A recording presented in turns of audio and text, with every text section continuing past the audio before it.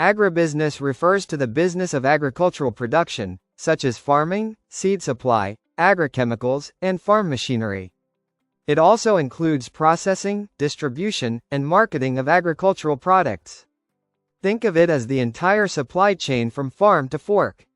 One example of agribusiness is a large-scale corn farm that produces corn for various purposes.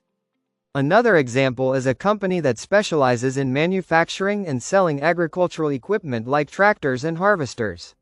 Agribusiness plays a critical role in the global economy, contributing to food security and rural development. It is a complex and dynamic industry that encompasses various sectors and stakeholders. The agribusiness sector is constantly evolving with new technologies, trends, and challenges. Successful agribusinesses focus on sustainability, innovation, and efficiency in their operations. Collaboration among different players in the agribusiness value chain is essential for driving growth and profitability. Overall, agribusiness is a multifaceted industry that combines agriculture and business principles to meet the demands of a growing population. Thank you for tuning in to learn more about the fascinating world of agribusiness.